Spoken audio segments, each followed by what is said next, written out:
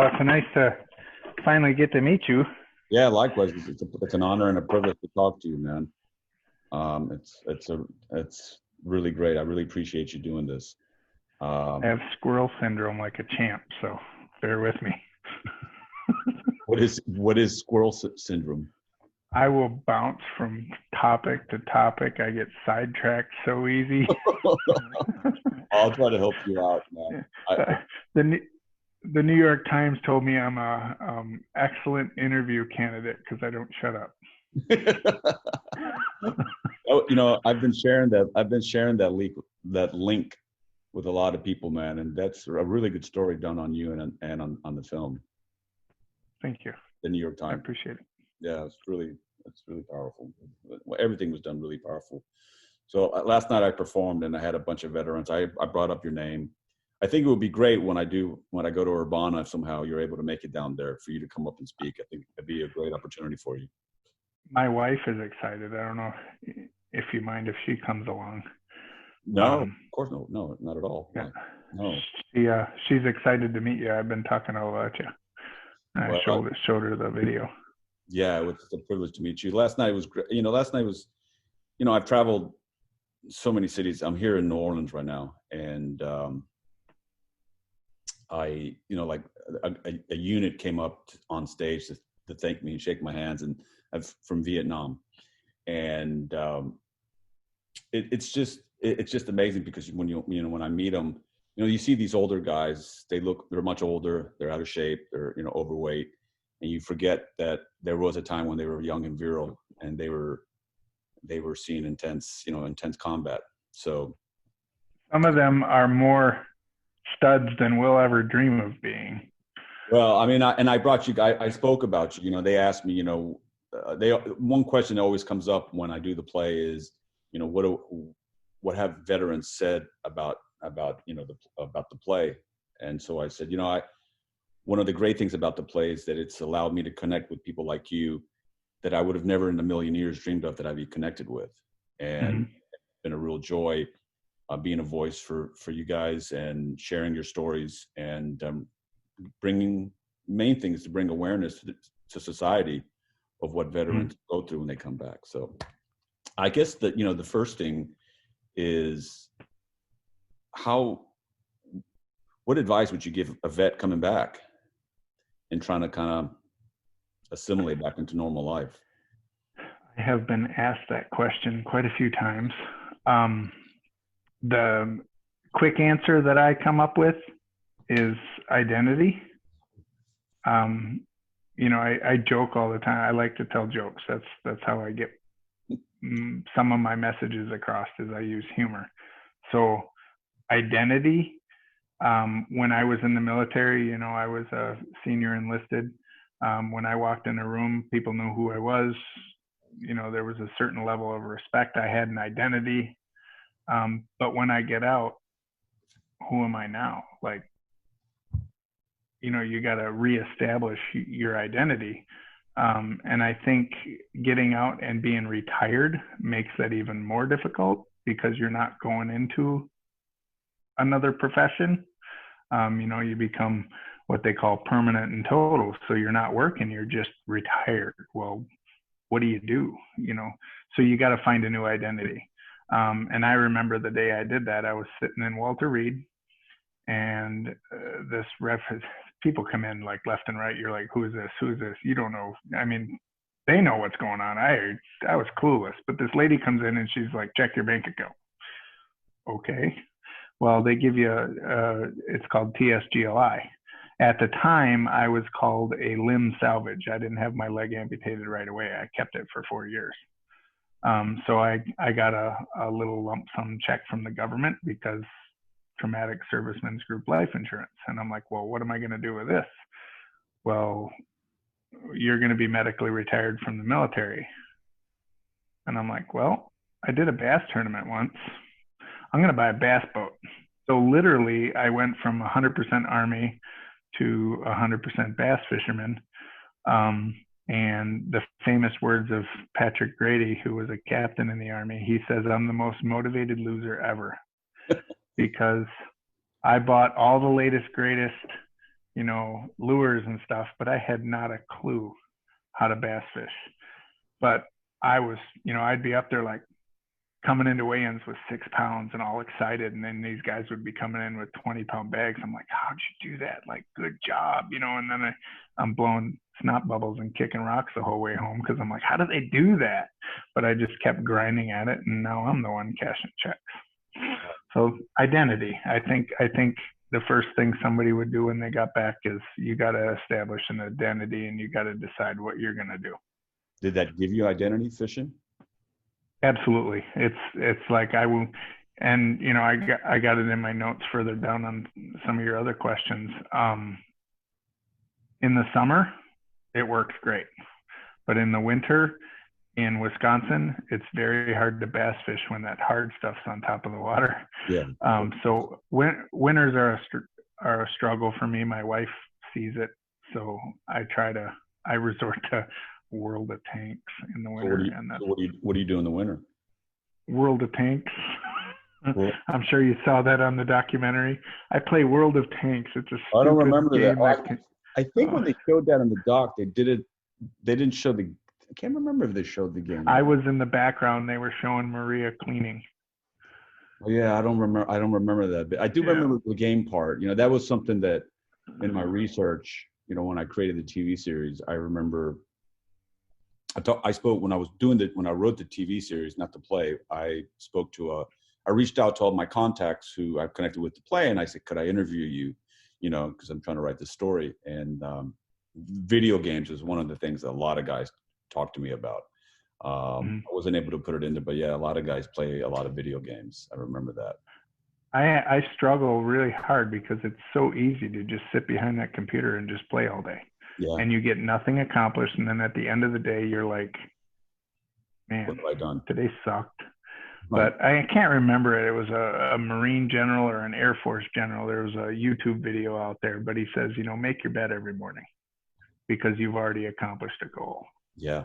And I try to live by that now. I've toned down. I still play video games. I play them quite a bit, but I get some work done. Like all morning, we just sold our house, so we're getting ready to move. So I'm out packing up the garage, and my wife knows me. She just gives me a honey-do list, and I will just go right down that list and knock it out. So I knocked out like 4 or 5 things this morning, and now I feel like I did something today, so I can sit down for an hour and play my game. Right. What's the misconception you think people have about 1, being a soldier, and 2, being a vet? And does it change being a vet and an amputee vet, or is there a difference? Is there? Well, let me answer your first question first, and then because of my squirrel syndrome, you're going to have to come back and reiterate about the vet versus amputee thing. But see, there I go.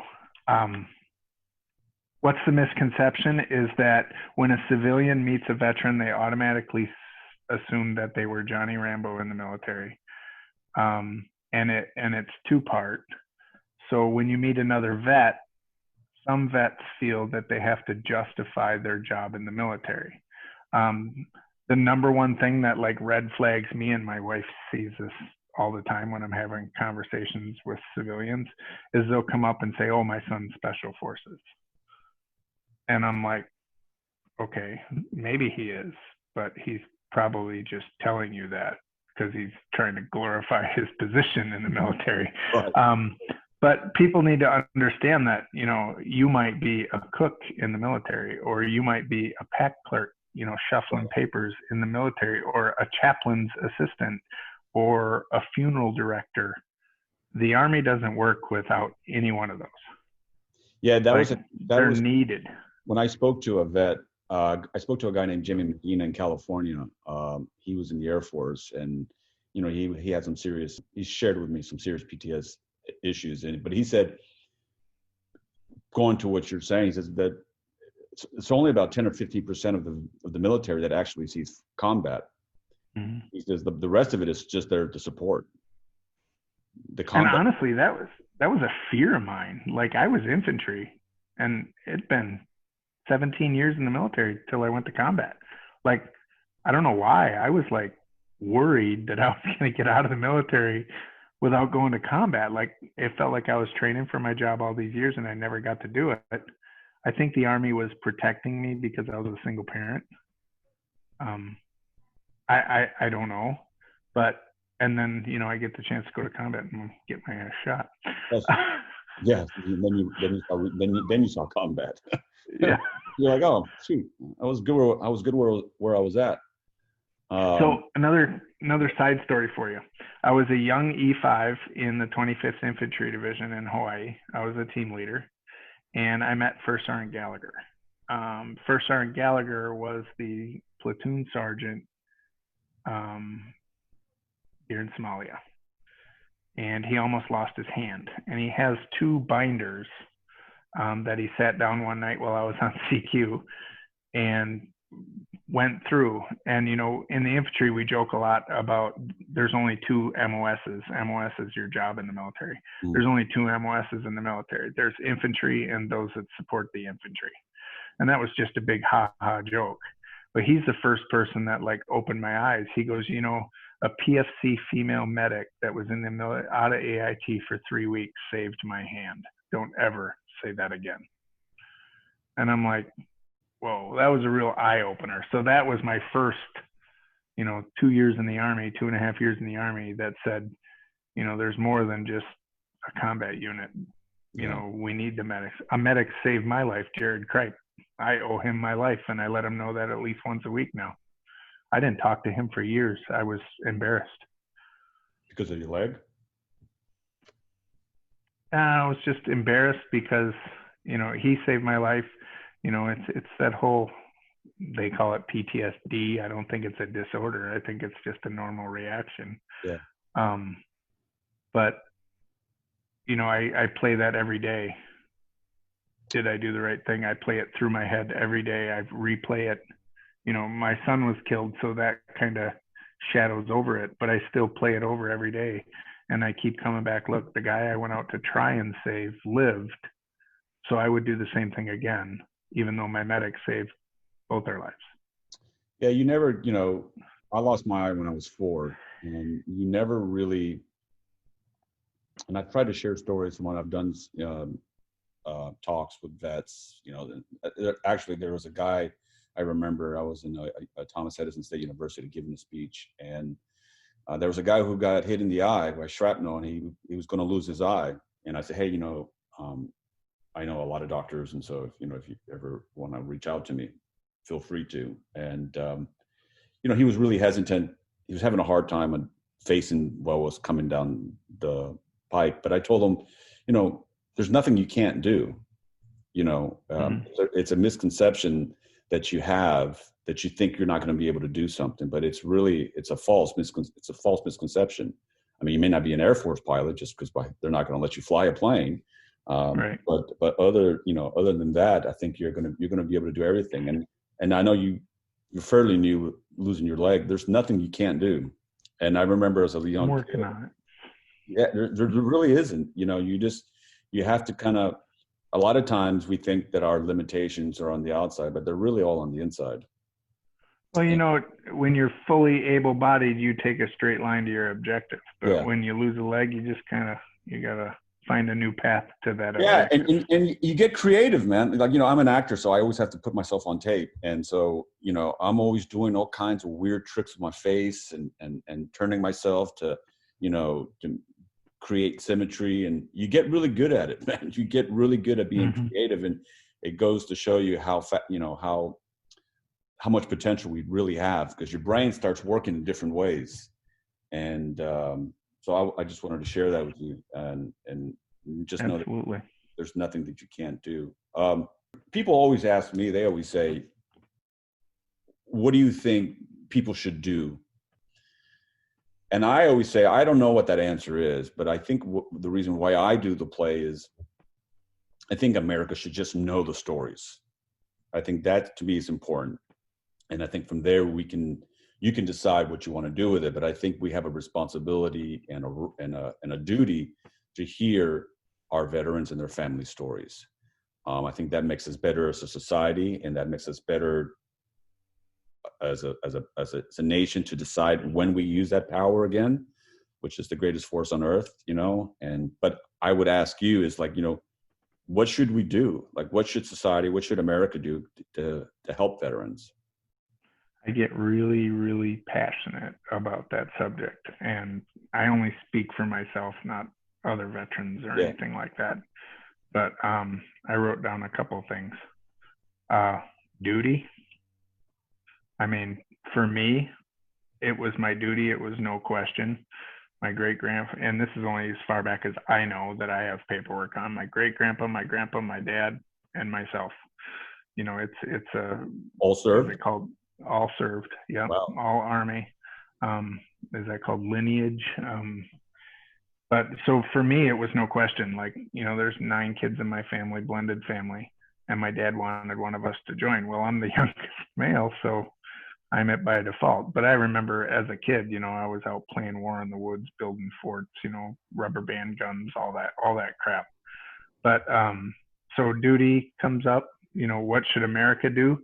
I think we need patriotism. And I don't want to get into the politics or race or anything, but I think there's a false sense of freedom in America. Yeah, I I agree. think people just think it's there. You know, you hear the interviews on TV. Well, it's my right. I'm an American. Really? What did you do to reinforce that? Are you just exercising that right because somebody else did it? You know, with the whole, oh, somebody else will do it mentality. No. What did you do for your country? Didn't have to be today. Doesn't have to be tomorrow. Maybe it was yesterday. But what did you do for your country? And it doesn't have to be in the military.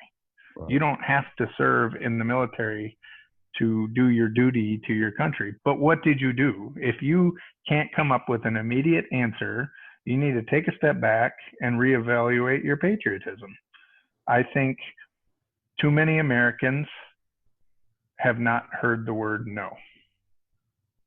I think more Americans need to be told, no, you cannot do that, because there's too many politicians out there Mm-hmm.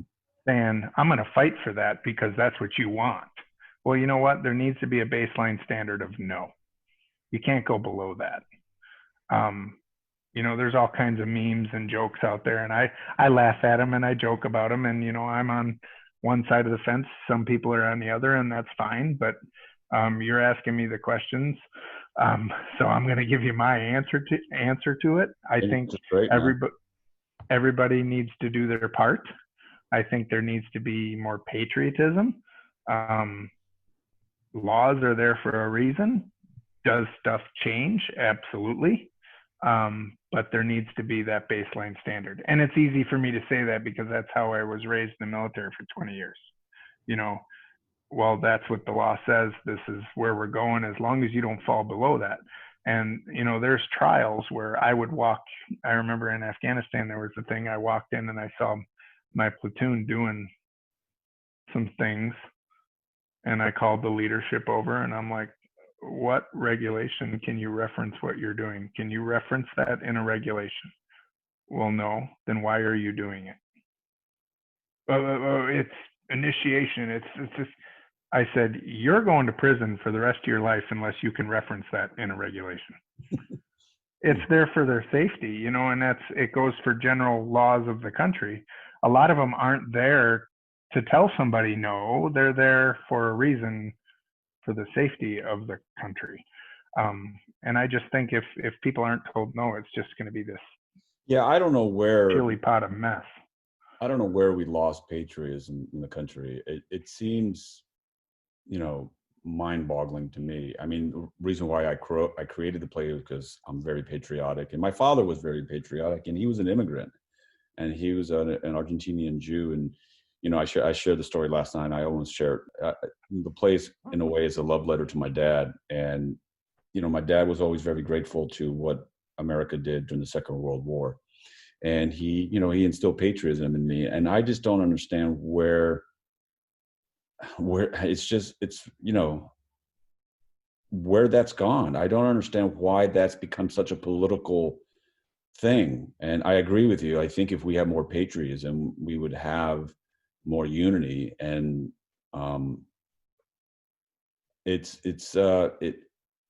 it's really sad that it's gone. I teach my children patriotism really very strongly, and my son he's learning it. I don't have to tell him to take off his hat or put his hand over his chest the when our national anthem plays.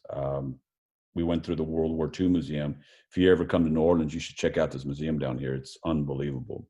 And we went through it, and I explained to him, and I explained to him why his grandfather was very grateful, and this is why, and this is what instilled me, and this is what gave me patriotism. This is why I created the play. I kind of drew the whole connection for him. And one of the cool things about doing the play, sometimes when I do it, especially for younger kids, is, a lot of them are like, I've done it for a lot of colleges, and I've had college kids go, I didn't know we were in that many wars. Yeah, And they don't. You're like, Yeah. fuck, man, what are you fucking learning? Like, how'd you not know? I mean, I'm not talking about the Spanish-American War. I'm talking about like very well-known conflicts, revolutions. Well, So even Veterans Day. yeah, People what is don't know. they don't know what Veterans Day is. They don't know why. Ask them what Armistice Day is. Do they know what that is? Forget It's that. the same day. Same day. Forget that. Yeah. Remember 11th. I think it comes down to responsibility. Yeah. Yeah. I agree. There's too much finger pointing going on. The whole division. I mean, when I first went active duty in the military, I was actually General Shinseki's track driver, his M113 driver in the 1st Cavalry Division in 1994. And if you know about him, he was a 2-star. Then he lost his foot in Vietnam. He's got a wooden foot, but very, very mean. He's very nice to me, but you could hear him around the corner cussing out my NCOs. But he was good about keeping it separate.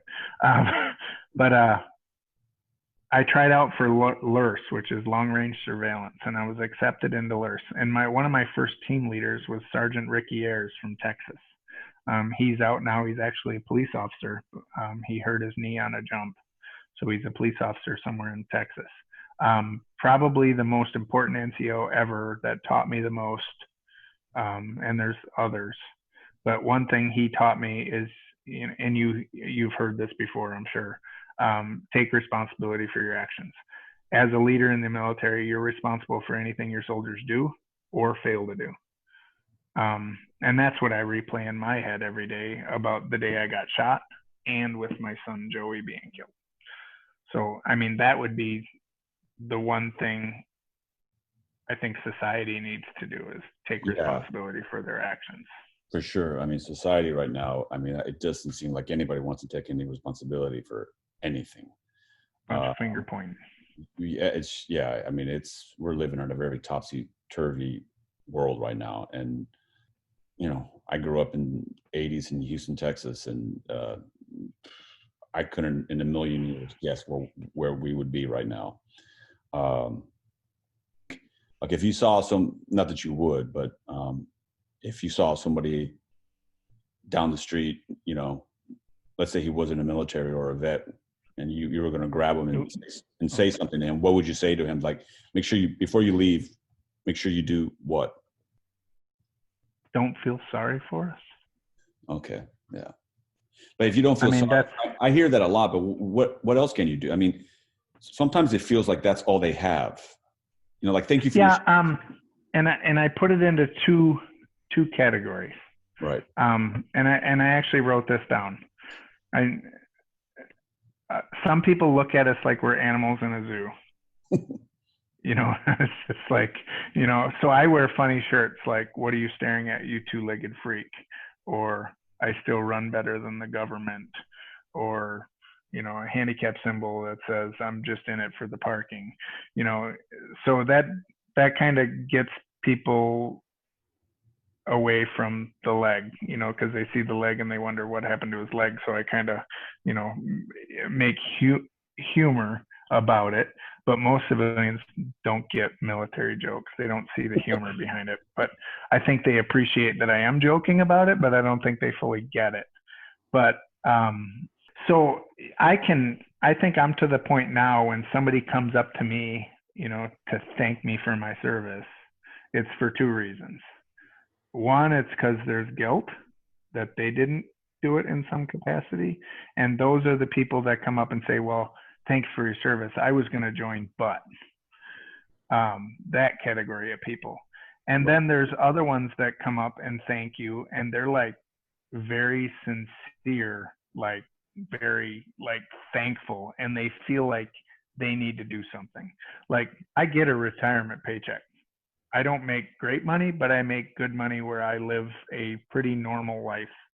But do you know that if I wear anything that says military and they see my leg, do you know how many breakfasts I get paid for in a week? But you've earned that, though. You've Well, earned I it. think that's that one category of people saying thank you. They feel like they need to do something, and it's a pay it forward mentality. Yeah. So I do that now. I created those two funds for that very reason. So now I try to do something nice every day for somebody. Like I remember my favorite thing to do when I was stationed at Fort Drum is we'd always go out for hibachi. If you go to hibachi with you, your wife, and a kid, it's over $100. Mm-hmm. Done. Well, when you see that private taking his wife out for their anniversary, and you see that he's an E2 because he's still in uniform because he didn't go home yet, and he's got his wife there, You can he tell by can't afford to be. you can tell by the What? uniform what class they are. Oh yeah, what rank they are? Yeah. Yep, they wear their rank. So when I see him and his wife out there, I'm like, either she's got a real good job or he's trying to do something nice for his wife that he can't afford. I'll pick up their tab every time, and I won't let them know I did it. I'll do it on the way out.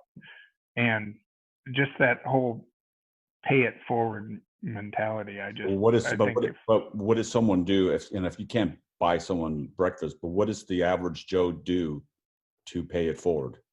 To show sincerity, to show appreciation. I mean, I think that's the thing. I think don't overdo it. I mean, there's people that overdo it. Yeah. But I think a normal person, I think the most meaningful thing is when I walk by somebody and they're like, that's all you need to do. I get it. Awesome, dude. And I don't need a thank you. I didn't do it so I could get thanked for the rest of my life. Yeah. You know, I know. but You don't do it for that reason. You do it for the right reasons. I think a lot of people feel I want like to be normal. right. Treat me like an everyday normal person. Does it bother you when people say thank you for your service? It depends on which category. Right. Yeah, so I guess what you're saying is depends how you say it.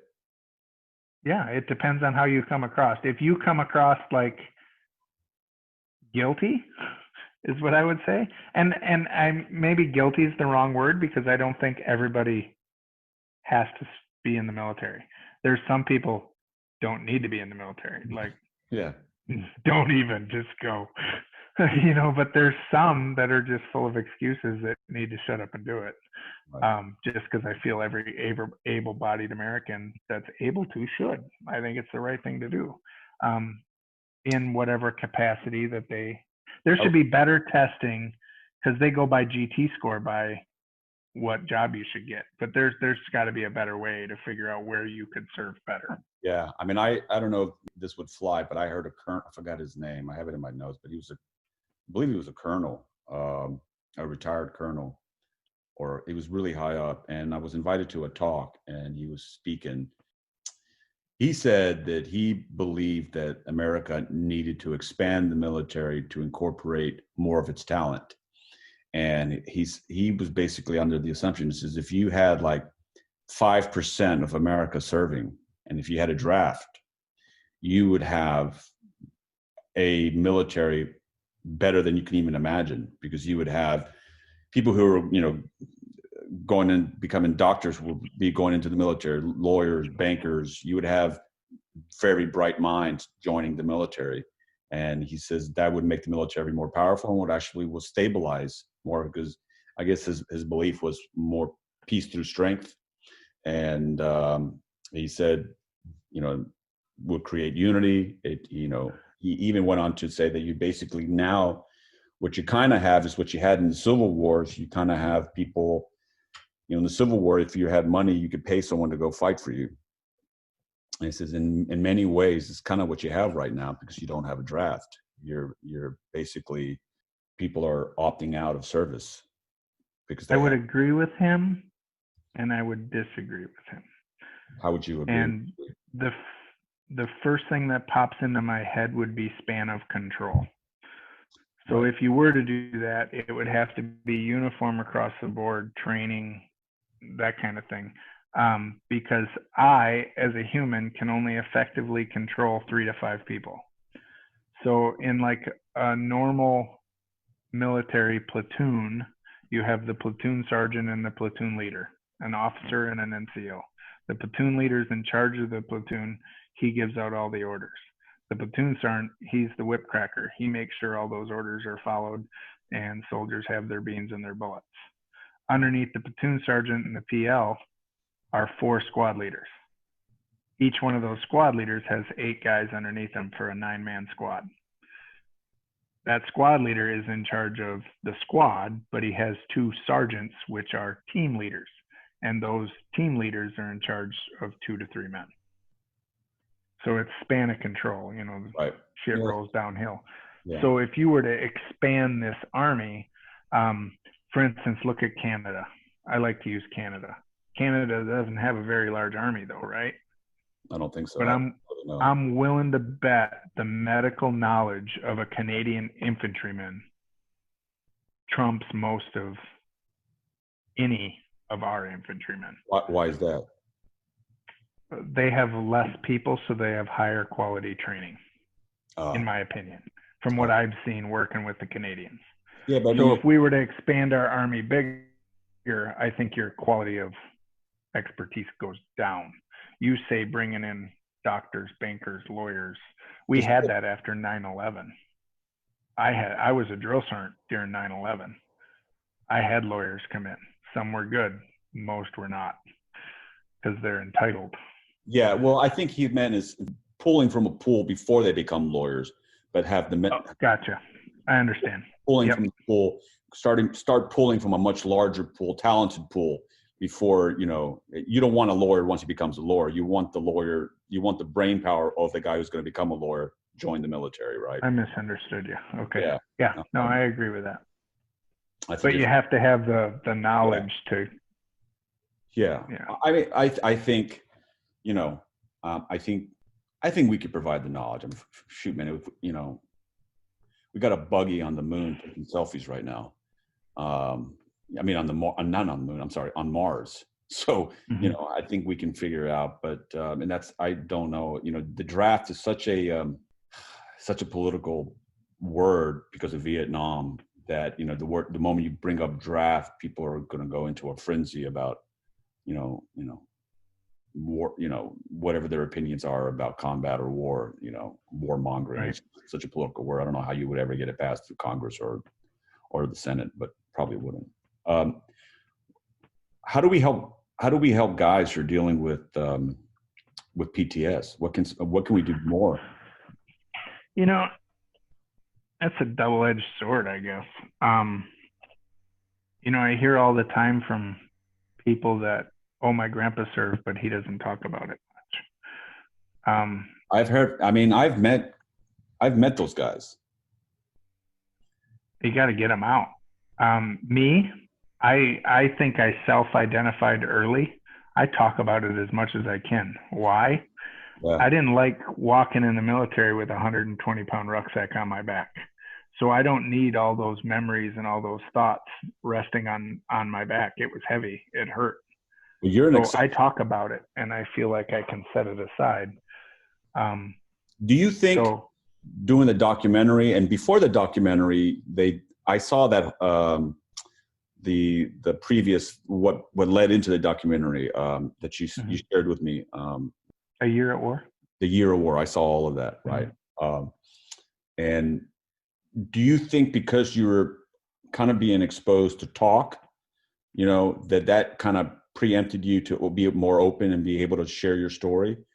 Or do you think that was already you're already going to share your story? Because I talk to a lot of vets, and I've talked to a lot of vets. Yep. And honestly, I think it was Joey that changed me. Okay. Well, I mean, that would have changed. Yeah. That would have definitely changed. Why, but why Joey though? I mean, I would imagine that would have taken you even further down the other direction. Yes. And I have my wife to thank for that. Because this will be a podcast, just for our listeners who don't know, why don't you just, if you're okay with it, share what happened to your son, Joey?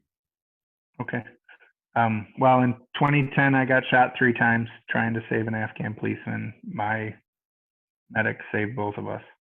2014, I got my leg amputated because I couldn't take it anymore. I could only walk 15, 20 minutes a day, and I wanted more freedom. So I did an elective amputation. 2015, I married my now current wife, Maria.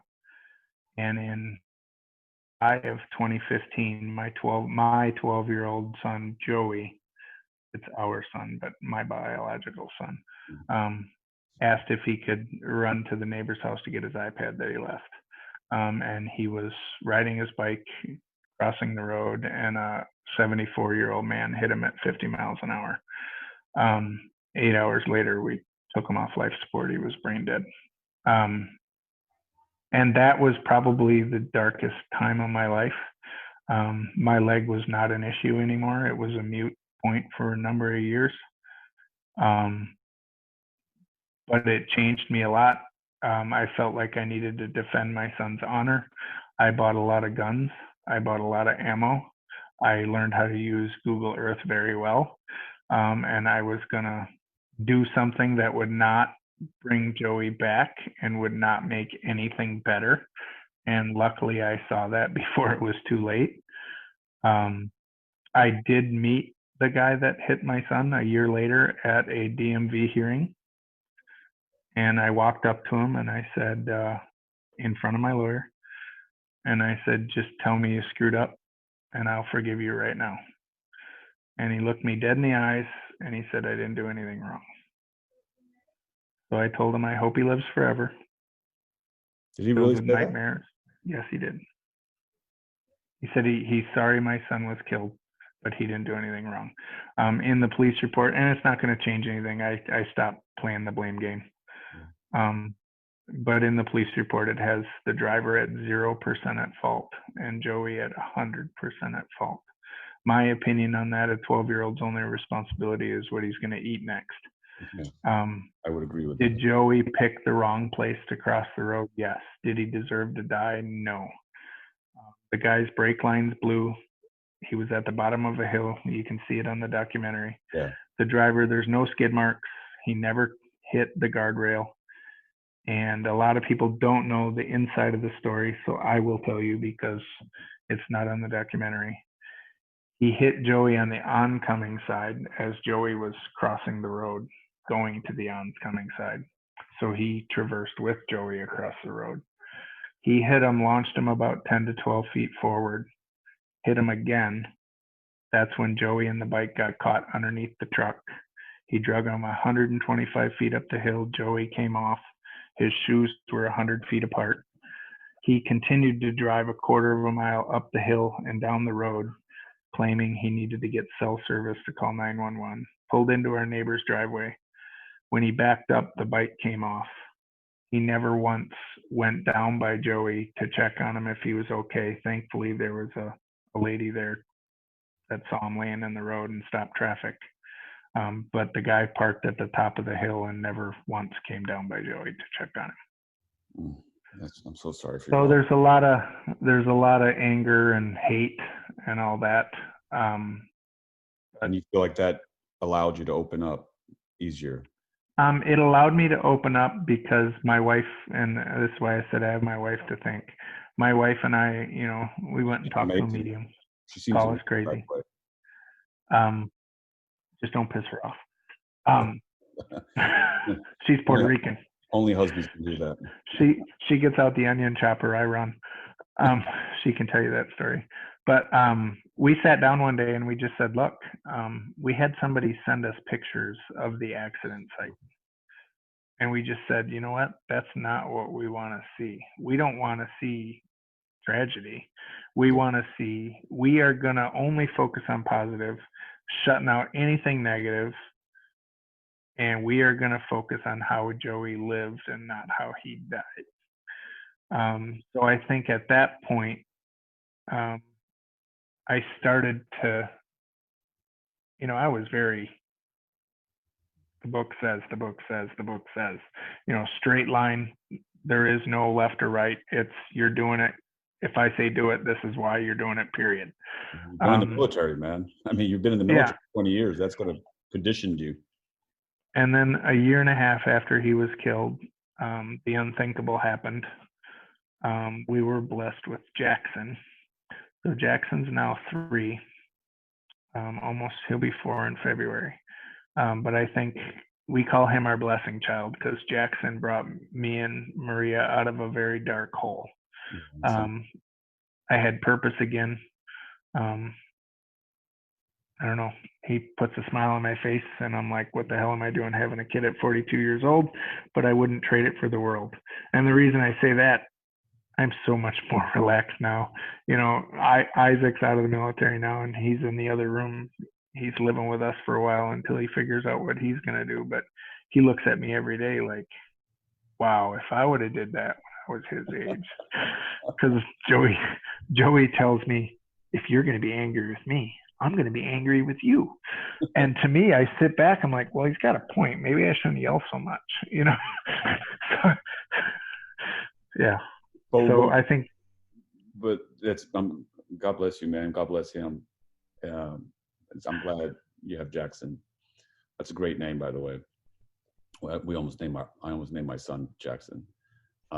We did it after Sons of Anarchy. It's Jaxon. Okay.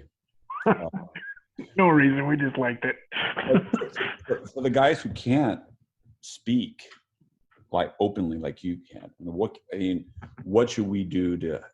I think the number one thing, the reason why I think the play has become so successful is because it does give vets a voice who normally couldn't speak. It's cathartic. The one word that it's been shared with me by so many guys of the military, combat vets, families, Gold Star, Blue Stars. It says this is a very cathartic play. It's a very raw play, but it's a very cathartic play, and it gives us a voice and allows us to talk. And I've always said, talking is the number one thing, but how do you get someone to talk?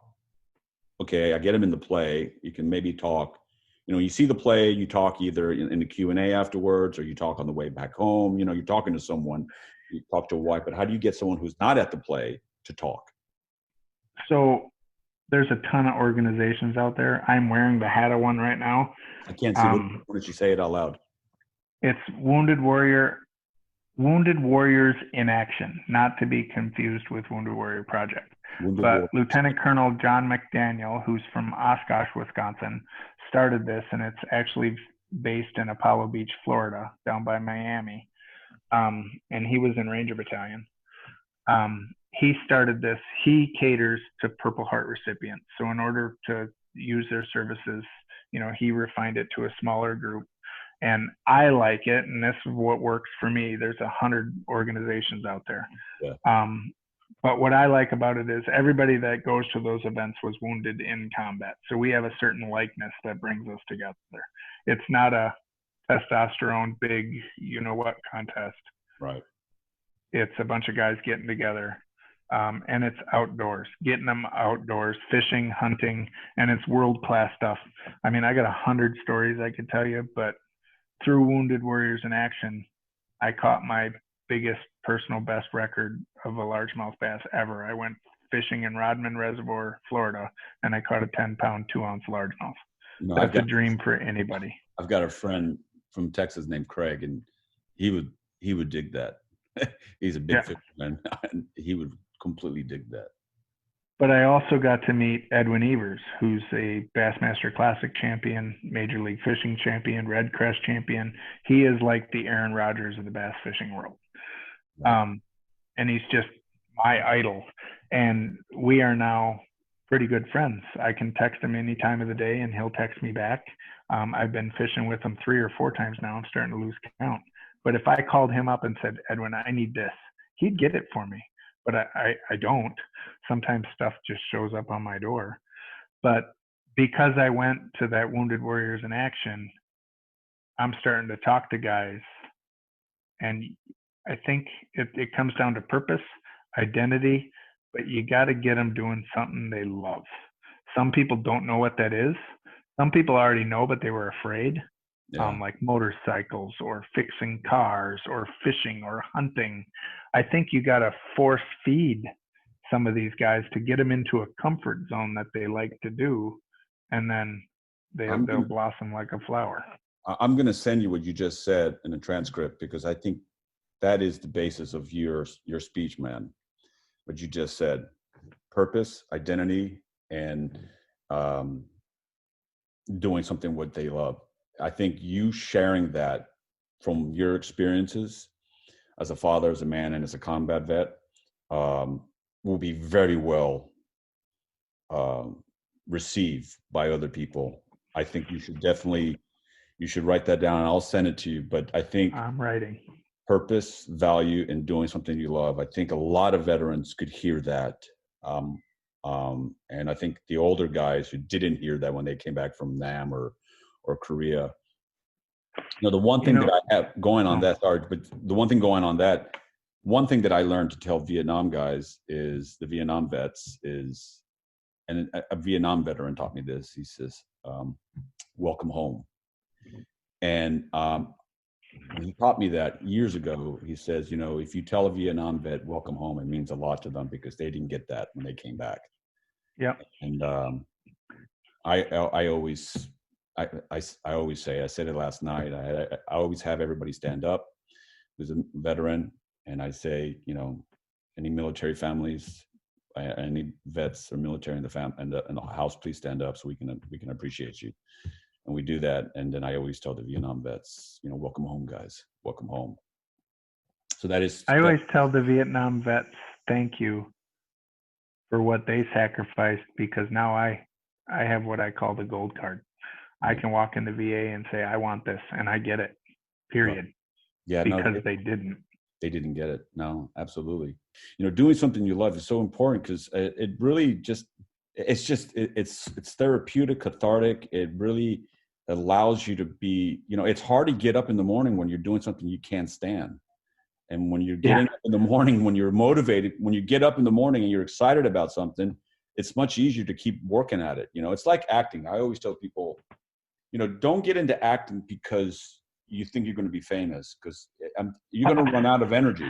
You're going to run out of energy. And Steve Jobs said it best, you have to be insane to do it. You have to be insane to do something you really love, because it's really freaking hard. And most normal people quit. They're like, this is stupid, I'm not doing this. You got to do something you love. So I kind of appeased my wife. We went on an Alaskan cruise, and she's like, oh, we got to go zip lining. And I'm looking at her like she's got three heads, because my title is Airborne Ranger Qualified. Is that what you were? Out of an air. I was Ranger Qualified. I graduated Ranger School in 1999. That's badass, man. I do a piece in my play about being a Ranger, and I say, if anybody knows anything about the Ranger tab, it's a pretty coveted tab to have. Well, there's some argument there. So these young testosterone-laden Rangers from Ranger Battalion. So you could have a PSC in Ranger Battalion that thinks he's more of a Ranger than me with my Ranger tab, even though he doesn't have his Ranger tab yet because he hasn't gone to school. Because there's Ranger Qualified, and then there's Ranger that's in Ranger Battalion. I have respect for both. So now when somebody says, oh, you're a Ranger, I make it very clear. I was never in Ranger Battalion. I graduated from Ranger School. I have a Ranger tab. So there's I'm not claiming anything. We're arguing between who's better, Tom Brady or Aaron Rodgers. I think what you've done is pretty remarkable, being a Ranger and everything. Aaron Rodgers is clearly better because he's still playing at that caliber. Yeah, I think so. He's got a sweet arm, man. He can. I'm jealous of Brady though. He's accomplished some things. I don't like him out of pure jealousy, just because I don't like the guy. It's really interesting because you're watching him turning around an organization in Tampa, and they're going to be. They don't look like they're turning around that yesterday. Yeah, I didn't watch. I was performing yesterday. Did they lose yesterday? Wait a second. I can't check them on my phone. They played the New Orleans Saints.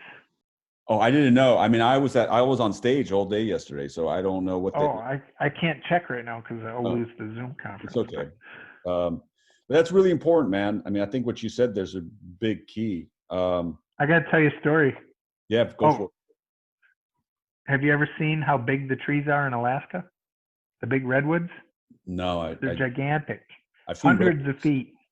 Yeah, I've seen redwoods. So we get on this Caterpillar-like truck and we go up this freaking mountain, and we start getting into gear for zip line. And she's like, "Oh, aren't you excited?" I'm like, "Oh, just ecstatic." Like, no. So Big Bad Airborne Ranger Brian, if I get on a ladder to change a light bulb in this kitchen, I am shaking. Like, I do not like heights. I'm scared to death of heights. All my jumps when I was in the military, all 36 jumps that I got were night jumps. As soon as I came out of the aircraft, my eyes were closed. Like, but why did you choose? I mean, if you were scared of heights, why did you choose to become someone who jumps out of planes? Can't you choose something else? Challenge, I guess. I didn't like jumping out of airplanes. I did it. Once you're out of the aircraft, it's not so bad. It's kind of cool. You're like, oh wow, But no, I watched that freaking video. The guys jumping out of airplanes getting muddy. Thought it was really cool. Little did I know that every time I get that uniform muddy, I got to go buy a new one because it's stained. While Mr. Joe Snuffy over there driving the truck, that's getting the same paycheck, is wearing the same uniform for 2 years. So I'm a little jealous of the soft skills. The military doesn't give you a new uniform? You get a clothing allowance every year, but do you think we spend it on uniforms? We spend it at the Class 6. That's the beer hall. That's the alcohol story. Yep. Yeah, that's the beer story. But I went ziplining because it made my wife happy. Well, that's important. So there's some sacrifice there, and the caveat to that was my wife knows, do not interfere with my fishing. She knows that in the summer I am up at 4:30 in the morning and I am fishing until 3 or 4 in the afternoon every day. And she does not mess with that one bit. She knows, I call it, that's my sanity. That's my Zen. She knows that if I get to go fishing, I'm a happier person when I get home. I'm so glad you found that. And that's a really important thing. What keeps you up at night? As a vet, as an American, maybe more as an American, what keeps you up at night? Thoughts and responsibility. That we're losing it? So, no, I have a racing mind. So, I joke, for America, I joke about it all the time that when I was in the military, it didn't matter who I voted for president, because whoever screws it up, they're just going to send the military in to fix it. Right. But I try not to watch the news now, just because you don't know what's real, what's false, and it just raises my blood pressure. Sure. And it doesn't matter what station. So I'm just like, you know what? I only know what I know. I'm going to stay in my little circle of what I know and not fake like I know something I don't. And that's another message I would put forth. Don't believe everything you see and hear. Like, you got to make those assumptions for yourself, but there's too many people going, oh, I read it here, so it must be true, let me forward it. But so I stay away from news on purpose, because that'll just get me boiling. I would imagine. I mean, you have a very different perspective on the news, especially when you see international affairs. A prime example when we were in Afghanistan. What do you hear? What have you seen on the news about Afghanistan? You didn't see 10th Mountain Battalion or 10th Mountain Division, 187 Infantry Battalion, we got rifles and we're a bunch of killers, right? Maybe a firefight a week, maybe. What were we doing the other 5 and 6 days a week? We were meeting with local elders and teaching them how to put gunny sacks over their melons to keep the fruit flies out, to ruin the circle of life for the fruit flies so they could have better melons. We were getting contracts for a well so they could have clean water so they didn't have to go into the river to get water. We were getting culverts built so they could actually drive their little three-wheeled cars all over the place. You know, you'll never see that on the news. You'll never see a picture of the Afghan schoolhouse where the kids were writing on bark because they didn't have notebook paper. So us getting a hold of the Red Cross and they were sending notebooks and soccer balls over. So you would want the nation to know those stories. Yeah, but you'll never see it on the news. Yeah, well, I mean, that's Never. the problem. And it's like the whole thing with the police right now. You know, I mean, you have probably over 1 million interactions every day that go without a problem. Then you have one bad one and it goes freaking viral. But, you know, that's going back to your question, what keeps Brian up? Yeah. Just thoughts and responsibility. I wrote it down. Just the whole, you know, taking responsibility of everything. You know, I think about the day I got shot. Should I have done it different? Could I have done it different? Did I do the wrong thing? Did I do the right thing? And then with Joey, you know, I said it was okay for him to go get his iPad. Could I have prevented it? You know, I offered him a ride, but he said no. Should I have made him take a ride? You know, every night. That's what keeps me up.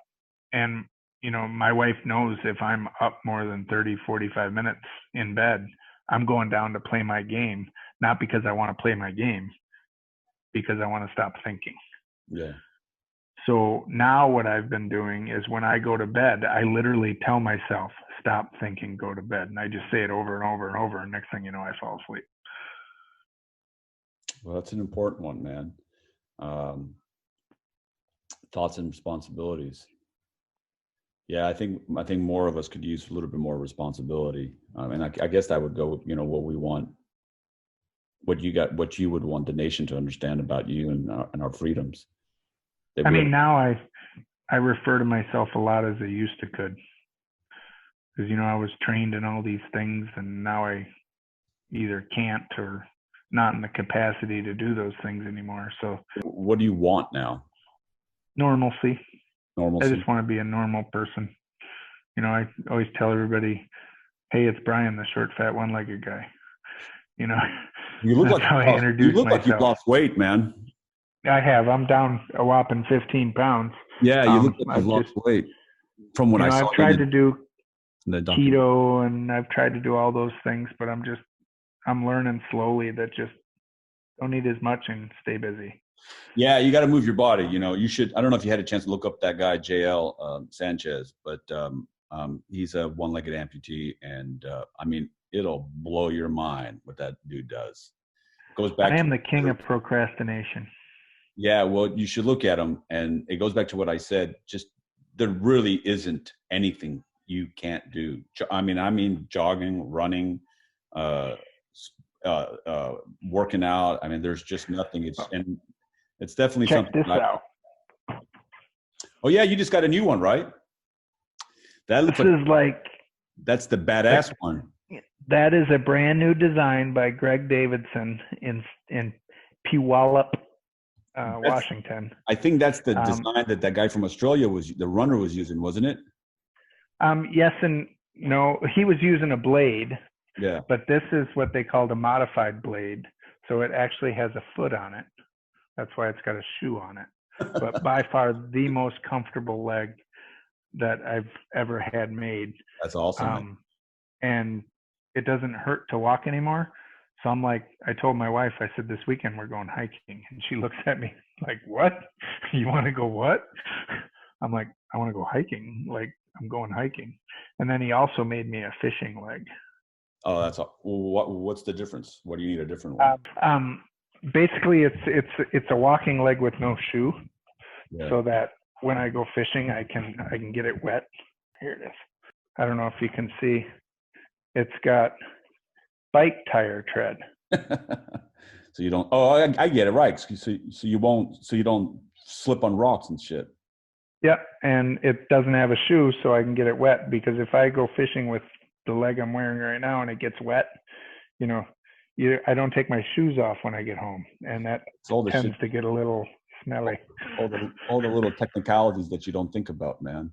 Yeah, well, combat wounded vets, they say we get the gold card. We're authorized up to 3 legs. So we can have a primary leg, a backup primary leg, and then a specialty leg. Do you think the VA is good now? Do you think the VA anything needs to change with the VA? I mean, the one thing I've learned talking to vets is that the VA, probably where you're at, is a very different experience than the VA in New York City.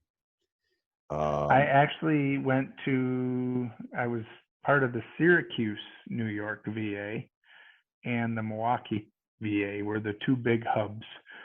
They're very similar. Syracuse VA has a much nicer facility, but I would say Milwaukee, I'd say the professionalism of the doctors is the same, and I think it's very high. I think where the VA is really doing well is the community outsourcing. Like if they can't get you in right away, you can go see a civilian. And I think now you can ask for a civilian for any of it. And that wasn't the case before? No, it took an act of Congress to get a civilian for anything. Dental, I think is, and this is my personal opinion, is absolutely horrible.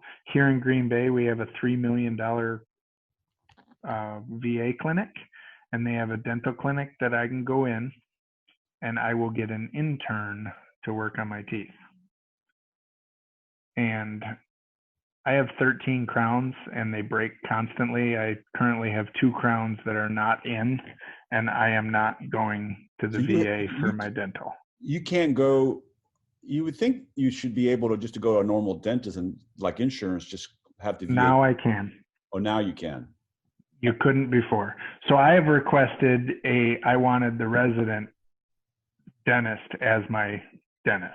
So that's been approved. I no longer will get, this 22-year-old dental intern. Granted, they got to learn somewhere. Why am I the guinea pig? I don't want to be a guinea pig. I don't want a trainee. But now I can go see a civilian if I want. So it's not bad. The bad side of the VA is administration. Too much. Getting the appointment. Getting through to talk to somebody about the appointment. Right now, I'm selling my house. I cannot get financed for a new boat right now. I cannot get financed for a new house because I have a collection account on my credit report. And it's a VA emergency room claim that the VA billed wrong. It's been paid. They paid it. It's not off my credit report yet. So I would imagine it took a year and a half of me constantly calling, emailing. I have wasted so much time fixing somebody else's mistake. Yeah, that's frustrating, man. The administration side of the VA, I think, is horrible. And it's not the people, it's the system. There's people in that administration that are very good at what they do, but it's the way it works. Like, I can't go to the VA and say, hey, I want this, because then it's got to go to the approving authority. It's got to go through this. It's got to go through that. It's just a nightmare. And then you go to the VA. I would tell any vet that goes to the VA. How do you fix that? Because I've had complete model change, in my opinion. I mean, I only know what I know. I only know what I see. So I don't know how to fix an administration. I just know it's not working. But I think a model change, like which one does work, let's model that. But like one thing I would tell vets is like when you go to the VA, to a major VA facility, get off the first floor. Yeah. Because when you walk in the front doors of any VA, there's a lounge area. And there's every disgruntled, pissed off old veteran in there that's telling you how bad their life is. And I feel bad for them, but I avoid them. Yeah, you have to. You have to. If you don't add value to my life, you're not in my life. I tell actors all the time, do not talk to an actor about how bad their career is going, because you're going to hear the woes, and everyone has got a woe story, and the business is bad and it's after me, and there's no jobs and all this, and I'm like, you're going to throw yourself over a bridge, man. He says, you just do your research, and if something's coming to you, go get it. Yeah. Don't expect for somebody to come and give it to you. No. The first floor of the VA, they're all waiting for their handout. It's like, dude, And is that chase true? after your train. And then that's true on every VA. It's always the first floor. Yeah. Syracuse and Milwaukee. I stay away from the first floor. It's horrible. Good advice, dude. That's a quote, man. This guy comes up to me. He's just unkept, doesn't shower, you know, and I feel sorry for him, and I don't. Yeah. Because I'm same as you, dude. He goes, take a good look. This is what retirement looks like. Hey, motherfucker, I've been retired 7 years. Like, what are you talking about? Like, you're in charge of your own destiny, dude. Go fix it. Yeah. No, that's not. Oh, I get mad. I'm sure you do, man. I'm sure you get really. You know, they're like, oh, we need to go help so-and-so. He's in a bad. Yes, everybody has struggles, and I've been bailed out before, and I've bailed people out before. But don't play the woe is me card. I hate that. Well, you know, if you need help, by all means ask. Don't whine and go, oh, you need to help me. No one wants to see pity on stage, and no one wants to see pity in life. And it's so true. And you want to stay away from pity because it doesn't do anybody any good. It's very dangerous. Anybody else been really inspirational to you and helpful to you since you've been back? I have a couple friends that, you know, now that I've reconnected with Jared Kripe, my medic that saved my life, I think he's helped a lot. Do you still talk to your unit? The guys you served with, sorry. Not really, no. No? Not a lot of them. Some of them have reached out. I've reached out to some of them. Well, the platoon I took over mid-tour. So I was a heavy weapons platoon sergeant. I had 18 misfits, and I call them misfits because when I got to Fort Drum, that platoon was just created, and they said, give me 3 or 4 soldiers from each platoon to create this 4th platoon, and they weren't exactly going to give me, you know, their stars. Right. So I called them the Band of Misfits, and they were probably the best 18 soldiers I've ever had in my life because, you know, we were just a bunch of misfits, but we were close and tight, and I loved Delta Company 4th Platoon. They were awesome. But mid-tour, I was told I was taking over the Scout Platoon because I had a Ranger tab. And it was just it was a mess. There was I don't want to throw anybody under the bus, but it wasn't the best situation to be in, especially in the middle of a deployment. What do you feel? I'm close with some of them, most of them. What do you feel about the pulling out of Afghanistan right now? I just, you know, I had an elder in Afghanistan tell me what would happen when we pulled out. Same thing that happened when the Soviets pulled out. He said, put your machine gun there, not there, because they're going to attack from here. And oh, by the way, when you leave in 3 or 4 days, I'll support you until then. But when you leave, I'm going to have to support them or they're going to kill me. Yeah. So when we left, I tried giving them 50 of their money, or I tried giving them Afghan money.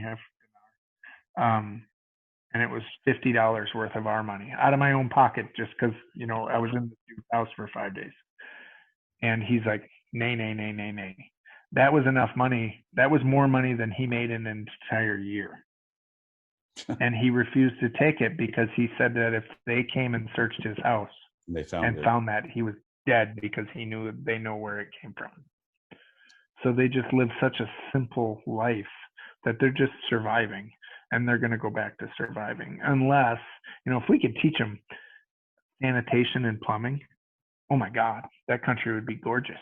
Yeah. But when, you know, I know why they wear man dresses. They just walk down the middle of the street and do their business and move on. But it could be, it's a very nomadic country. But, you know, we've been there, you know, I came out of the North Tower during 9/11.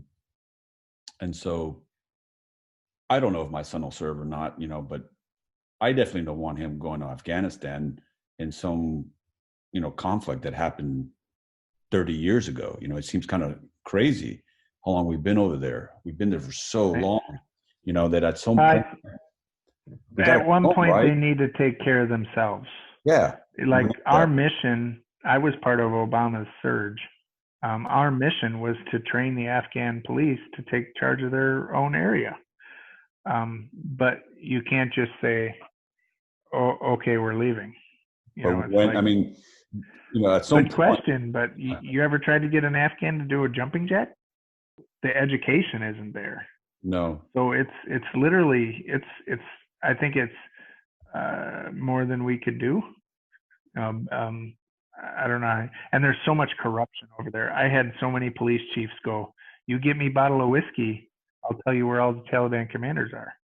And I'm like, you can't. Oh yes, we can. It's okay. It's okay. And it's just like, wow. Like, Yeah. wow.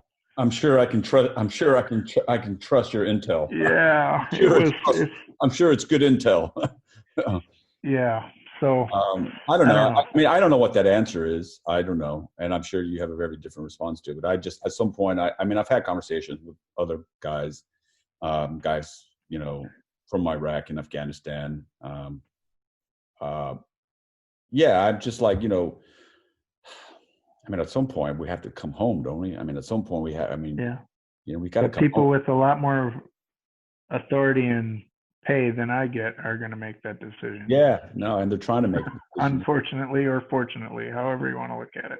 And I've heard, and I understand that argument. What you're saying, I understand that argument, and that's a fair argument. As a nation, we spend so much money training you guys to go over there, and which I'm completely fine with. I just think we also need to spend the same amount of money for you guys coming back home. And I wish the nation would do more of that as well. Yes, for those that need it and want it, not for those that want it for free. Yeah, no, but you can't punish 90% because 10% are going to take advantage of the system, right? Yeah, there's just a lot taking advantage. I think it ruins the model of what it's intended for. I know of a couple service members right now that are injured from non-combat related stuff and have service dogs. Now, am I questioning whether they need the service dog or not? No. But what's society's perception of them with the service dog? That they needed it from something in combat. So if you had a magic wand, what would you do, Brian? Like if you could snap your fingers and say, this is going to be like this and this is going to be like this, what would you do? Just people be honest with themselves. Be who you are. Don't be somebody you're not. Right. Be who you are. Be honest to yourself. So I've been talking to some female vets because I'm trying to incorporate one question I always get. I even got it last night. I get always, how come you don't have? I do men, women, and children in my play, but I don't do a female combat vet. And the main reason why is because when I created the play, female stories weren't really being talked about, even though America has a long history of females fighting in every single conflict, even going back to the revolution. Even the Russians, a lot. Yeah. But so anyway, I've been interviewing some female vets, and they all say, some of them are pretty badass. I mean, they're very interesting. They're very, they all, the one common theme with them is they feel like they're not deserving, which is really interesting. All of them. I talked to I think a colonel, a Bronze Star, or a Purple Heart. I can't remember. Talked to Allison Jaslow. It was just really interesting hearing the same common theme that they all feel like they're not deserving, but if they don't change the standard and they can do it, I'm all for it. Yeah, and that's why I bring them up, because they all said what they don't want. If a guy's got to do 25 push-ups, a girl's got to do 25 push-ups. If a guy's got to do 25 pull-ups, the girl's got to do 25 pull-ups. They don't want the standards changed. They want to be able to meet the same men's standards. So Whitney White was one of my cadets. She could out PT anybody in our ROTC battalion. And now she's still in. I think she's out now. But one last question is there anything that I didn't touch upon, that I didn't say, that you would want to share? We touched on it a little bit. The United States was created from a war. I don't think war's going away. I don't think freedom is free. I think, just too many Americans are thinking, oh, he'll do it. Yeah. Like, just if more Americans would do their part, and what that part is, I can't answer that. It does not have to be the military, but what is you bring up what is freedom to me? A strong military.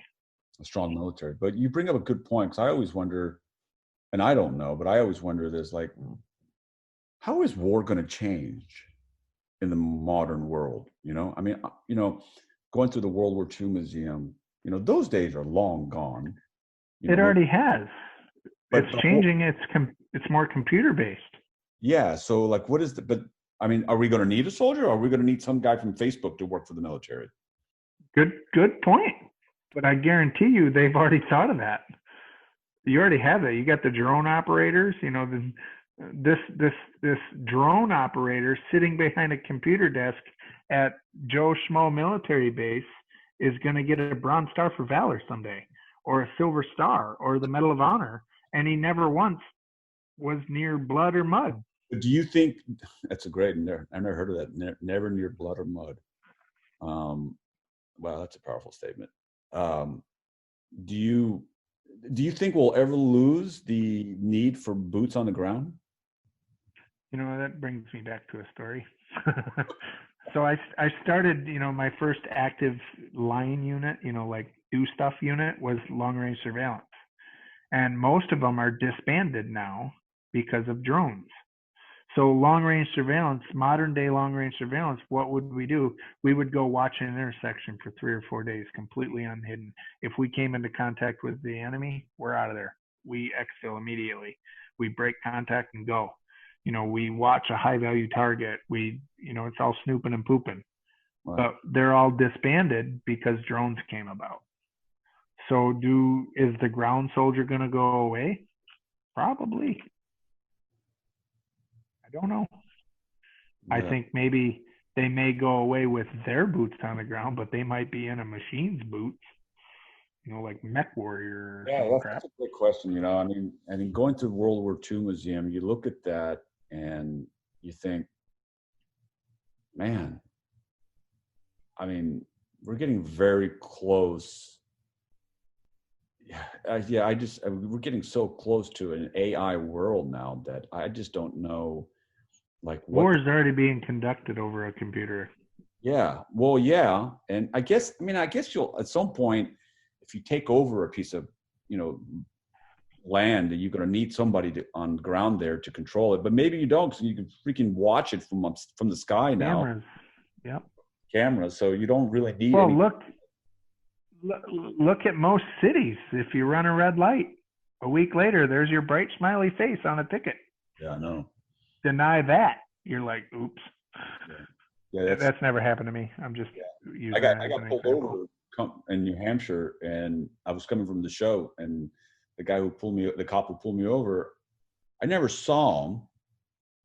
Oh, he was in front. That's what it was. He was in front of me, and he pulled to the side, and then he pulled behind me and pulled me over. And I said, I was speeding, and I said, how'd you see how fast I was going? He goes, I was told by the drone above you. And I said, well, that's kind of like shooting fish out of a barrel, isn't it? He said, kind of. And I said, well, that sucks. He laughed. He got a laugh out of it, but I'm like, that sucks. I mean, what happened to you being stuck in a tree somewhere and gunning me down, You got a drone. Well, those 2 cameras on the back of the squad cars that face at angles? I haven't noticed them, but okay. If you're driving and you pass a cop car, look, they have 2 cameras that are angled like at the taillights. Those are actually license plate readers. It'll pop up whether they're current or not. Oh, that's crazy, man. Yeah, but at the DMV, I had a state trooper ask me why I wasn't getting Purple Heart plates. And I said, why should I? He goes, I'll never pull you over. So Brian now has Purple Heart plates, and I call him my get out of jail free card.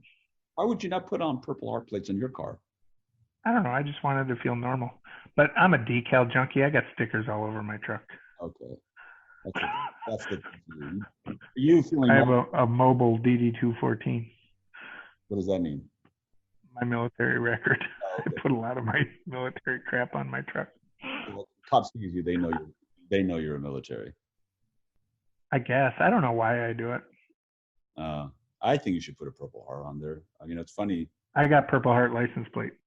You do. Yeah. Yeah, good. I think you've earned that, brother. I think you've I definitely. can literally go as fast as I want past Wisconsin cops. They just wave. Yeah, that's awesome. I Uh, get the rental. I'm like, oops, I need to slow down. yeah. Anything you've read recently or listened to that really was inspiring? Yes. I actually, on the airplane back from Seattle, I watched Harriet Tubman. It's the movie about the Underground Railroad, Harriet Tubman, slave I haven't. escaping the South. Uh, oh, the black girl. Yep. Yeah, yeah. When she frees all That this. was motivating for me. I was Yeah, like, she's a badass. yeah. I know. Yeah. Used to work out at my gym. Really nice.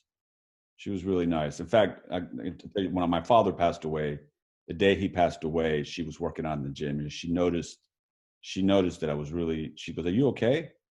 And I said, "I just lost my dad." And I mean, it was coming, you know. And I said, "Just lost my dad." So it's just, I'm just trying to process it. She goes, "I could tell something was wrong." She gave me a hug, and she was really sweet. She was really nice. I was like, "Thank you." Nice. Listen, man. Do me a favor. Share those two organizations. I'm going to share those with those people I told. When I get back from Louisiana, I'm going to share them. But why don't you go ahead and mention those organizations and, I mean, your funds, your two websites here on this podcast. Oh, I just was advised to create a website. So it's msgbrianeisch.com. So Master Sergeant Brianeisch.com. And on that site, I'm trying to get into the public speaking thing, but on there's the Joey's Big Heart Fund. And what that is we've been doing it out of our own pocket for 5 years. Joey was a very good teammate on his youth wrestling team, and he's had a big heart, always cared about his other buddy wrestlers. But Joey was not a good wrestler. He was 3-33 the year he died.